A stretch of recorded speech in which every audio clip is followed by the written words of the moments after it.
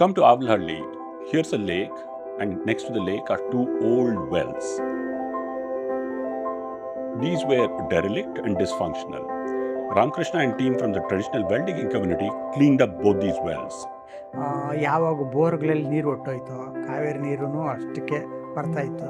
ಅಂಥ ಟೈಮಲ್ಲೆಲ್ಲ ಈ ಬಾವಿಗಳು ತುಂಬ ಅನುಕೂಲ ಆಗೈತೆ. ಹೋದ ವರ್ಷದಲ್ಲಿ ತುಂಬ ನೀರಿಗೆ ಬರಗಾಲ ಬಂದಿತ್ತು. ಏನು ಇವಾಗ ಬೋರ್ ಅಂದರೆ 1,000 ಅಡಿ 1,200 ಅಡಿ ಕೊರೆದ್ರು ಈಗ ಅಂತರ್ಜಲ ಬತ್ಬಿಟ್ಟು ನೀರೇ ಬರ್ತಾ ಇಲ್ಲ. ಹೋದ ವರ್ಷ ನೀರಿರಲಿಲ್ಲ, ನೀರು ತೊಂದರೆ ಇತ್ತು. ಅದನ್ನಿಂದ ಈ ಬಾವಿ ಕ್ಲೀನ್ ಮಾಡಿ ಕಾರ್ಪೊರೇಟರ್ ಸಾರು ನಮ್ಗೆ ಕೊಟ್ಟವ್ರೆ. ಅದನ್ನೇ ಆನ್ ಮಾಡಿ 1-2 ಅವರ್ 3 ಅವರ್ ದಿವಸ ಬಿಟ್ಟು ದಿವಸ ಆನ್ ಮಾಡ್ತೀನಿ.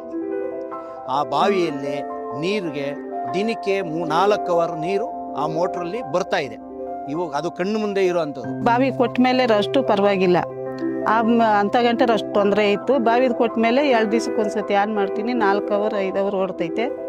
ಆನ್ ಮಾಡಿ ಊರೆಲ್ಲ ಕೊಡ್ತೀನಿ. ಅದನ್ನು ನಾನು ಚೆಕ್ ಮಾಡಿದ್ದೀನಿ, ಜನಕ್ಕೆ ಏನಾನ ತೊಂದರೆ ಏನೋ ಅಂತ ಅದು ಚೆಕ್ ಮಾಡಿದ್ದೀನಿ. ಅಲರ್ಜಿ ಬರ್ತೈತೇನೋ ಅಂದ್ಬಿಟ್ಟು ನೋಡಿದ್ದೀನಿ, ಯಾವುದೂ ಇಲ್ಲ, ಆರಾಮಾಗೈತೆ ನೀರೆಲ್ಲ. The corporator realized the importance of the water that was available through one of these wells, and with the help of the local water wallman, managed to link it up to the distribution network and therefore provide water to many citizens during a critical summer when Bangalore was running out of water. These dug wells, these lakes, Kere Bavi, are at the root of the solutions which are local and which can be rejuvenated with a little bit of effort from politicians, from the community, and from elected people and bureaucrats. ನಾವು ಏನು ಇರ್ತೀವೋ ನಮ್ಮ ಇರೋ ಸ್ಥಳದಲ್ಲಿ ನಮಗೆ ನೀರಿನ ಕೊರತೆ ಯಾವ ಥರ ಇರುತ್ತೆ. ಬೋರಲ್ಲಿ ನೀರಿಲ್ಲ, ಬಾವಿ ತೆಗೆದ್ರೆ ನೀರಿಲ್ಲ.